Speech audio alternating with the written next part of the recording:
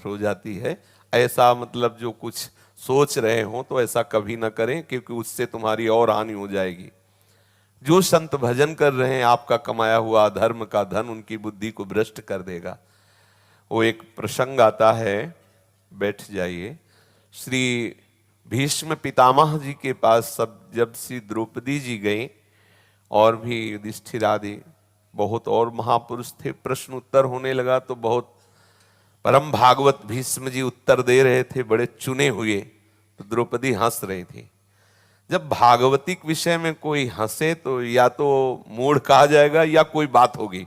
तो द्रौपदी जी पतिव्रता थी, ऐसे उपहास जनित हंस नहीं सकती। तो भीष्म जी ने पूछा, बेटी हंस क्यों रही हो, कोई हंसने का प्रसंग तो है नहीं। तो उनका, मैं इसलिए हंस रही हूं कि ये भीष्म पितामह बोल रहे हैं।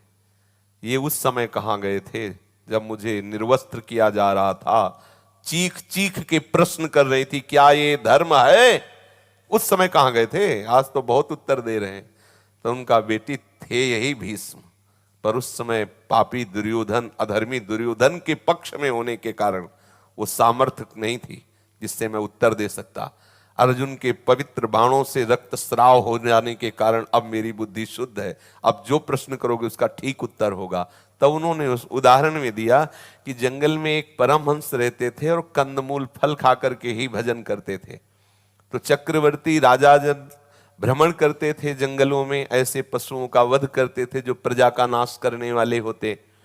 तो शिकार खेलते समय उनको उस महापुरुष की पर्णकुटी दिखाई दी, तो गए, दर्शन किया, प्रणाम किया, बहुत आकर्षित हुए, क्योंकि एक भजन का प्रभाव होता है। कहा, महाराज हमारे यहाँ प्रसाद। उन्होंने मना कर दिया।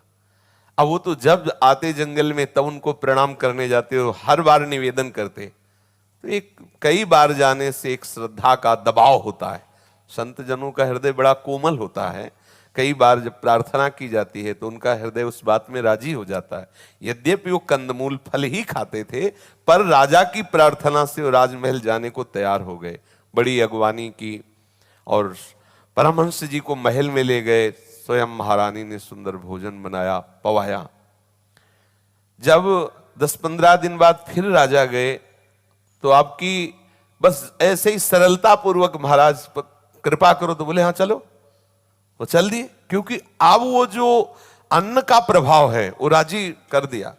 वहां गए तो पहली बार तो ऐसे बैठे रहे थे, अब तो ऐसे देखने लगे महल को, क्योंकि वृत्ति बदली। तो देखा कि रानी के जो हार गले में था वो एक टंगा हुआ था श्रृंगार के, जहां सब उनके वस्तुएं रखी हुई थी। तो समय लगा कि वो हार निकाला, अपनी झोली में डाल लिया, प्रसाद पाया, बड़े सम्मान से चले गए। जब रानी संध्या काल में श्रृंगार किया तो हार नहीं, वो बहुत कीमती हार।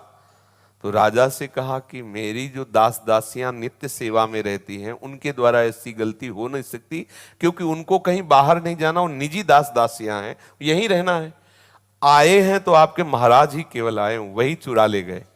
उनका, ऐसा कैसे हो सकता है? जो परमहंस कंदमूल फल के सिवा कुछ स्वीकार ही नहीं करता, बड़ी मुश्किल से तो हमारे घर प्रसाद पर, तो हार क्यों लेंगे? उनको क्या जरूरत है? तो रानी ने कहा, बुरा भले मान जाएं, लेकिन आपके महाराज ही चुरा ले गए। उनका, चुप रहो, हम दूसरा बनवा देंगे, आप संतों के प्रति ऐसी भावना ना करें। राजा को लगा कि गलती तो हमें लगता है महाराज से ही हो गई, क्योंकि दूसरा कोई प्रवेश ही नहीं कर सकता।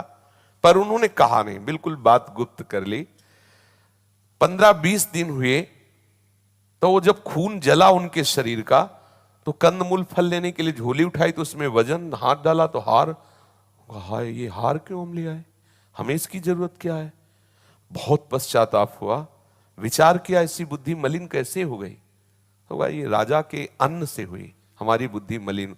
हार लिया और ऐसे खुला लेकर के दरबार में गए और कहा, मैं चोर हूं, मैंने आपके महल से हार चुराया, मुझे दंड दिया जाए। सच्चे संतों का स्वभाव निश्चल होता है। राजा तत्काल सभा से उतरे, बोले, महाराज ये जो आप कह रहे हैं केवल आप मेरी परीक्षा ले, सभा को कहीं अश्रद्धा न हो जाए संतों पर, ये मैंने ही हार आपकी झोली में डाला था परीक्षा के लिए कि आप क्या करेंगे। वो राजा ने बात बनाई और उनको महल ले गए, चरणों में प्रणाम किया और कहा, महाराज आप ही चुरा के ले जाते हो और आप ही देने आते हो, मेरी समझ में नहीं आया, आप क्यों चुरा ले गए थे? आप आदेश कर दें तो पूरा महल, आप जो आदेश कर दें, आप चोरी क्यों की? बोले आपके अन्न का दोष था, आप बुलाइए अपने भंडारी को, क्योंकि राजमहल में जो रसोई बनती वहां कोई भंडारा, तो भंडार तो अलग होता है, दास दासियां बनाती। आज रानी ने बनाया था महात्मा के लिए स्वयं, तो वो आया नहीं तो वहां से भंडार से बन के आता था, और रानी ने स्वयं बनाया संत सेवा के लिए। बुलाया गया भंडारी, भंडारी को बुलाया गया, बोले आप कहां से उस दिन की व्यवस्था की? उन्होंने बताया कि भंडार से, जो गोदाम में। तो उन्होंने पूछा एक सप्ताह के अंदर कोई भी नया अन्न आया है क्या? तो पता चला एक स्वर्णकार की सारी संपत्ति जब्त कर ली गई है, और वो आई है स्वर्णकार का अन्न धन सब वस्तुएं। वो किस बात में जब्त किया गया?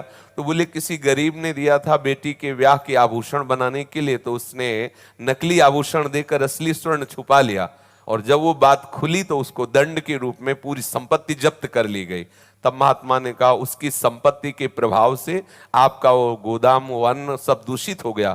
दूषित अन्न खाने से मेरे हृदय में भी उसी स्वर्ण की चोरी का भाव आया, और चुरा, ये तुम्हारे अन्न का चमत्कार है, और हार रखा होगा, आप दोबारा हमारी कुटिया में कभी मत आना।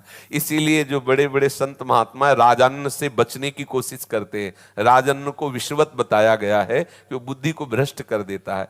तो हम जैसा अन्न खाते हैं, जैसा वैसी हमारी बुद्धि बनती है।